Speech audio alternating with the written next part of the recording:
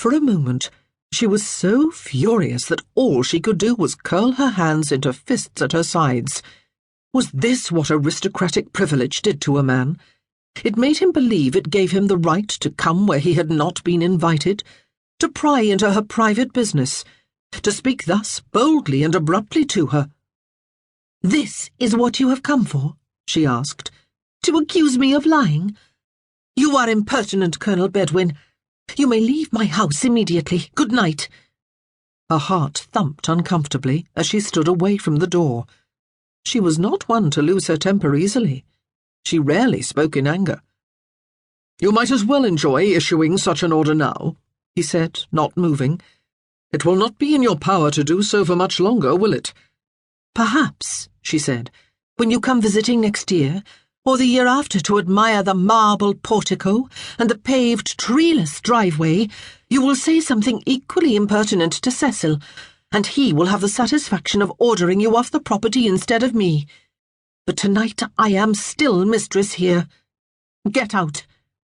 She felt rather like a mouse, trying to impose her will on an elephant. "He is a prize ass, is he not?" he said.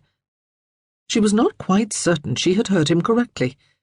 She looked into his dark eyes, but they had not changed expression. "How else but by allowing him to fawn over me was I to learn the truth about you?" he asked. She frowned. "The truth about me is none of your business," she said. "I beg to disagree with you, ma'am," he told her. "Your safety and security and happiness were your brother's business. He passed that responsibility on to me at his death. That is what he meant quite clearly when he had me promise to protect you. He knew what his death would mean to you. By keeping the truth from me, you refused him the peace he sought when he solicited my promise."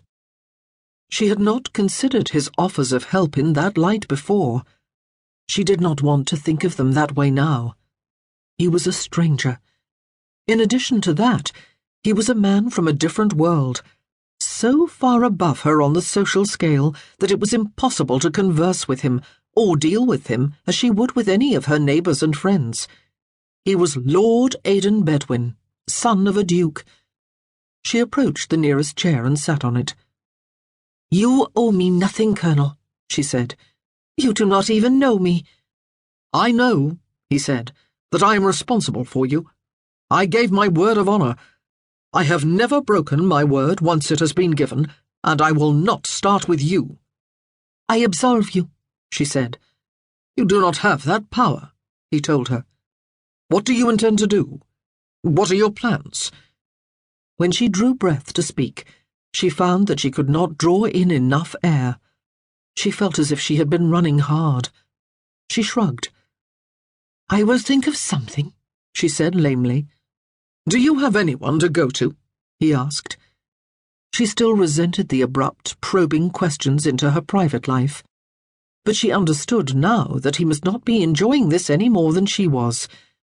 How he must be wishing that he had not come upon Percy before he died. How he must be regretting the fact that his batman had caught a cold before he could leave as planned yesterday. She shook her head. "Not really." She could not, of course, take up residence with James and Serena, even temporarily. Her only relatives were Cecil and Aunt Jemima, Aunt Mary, and her cousin Joshua, whom she would once have wed if her father had not forbidden the connection on the grounds that Joshua, though a wealthy shopkeeper, was neither a gentleman nor a landowner. He was now married to someone else and had 3 young children. "You plan to take employment, then?" "I suppose so." She smoothed her skirt over her knees. She had not changed since this afternoon, and she was feeling rumpled. "I am not without skills, and I am not afraid of hard work. But it seems rather cruel and cowardly simply to go away and concern myself with my own survival. I have a few days, though,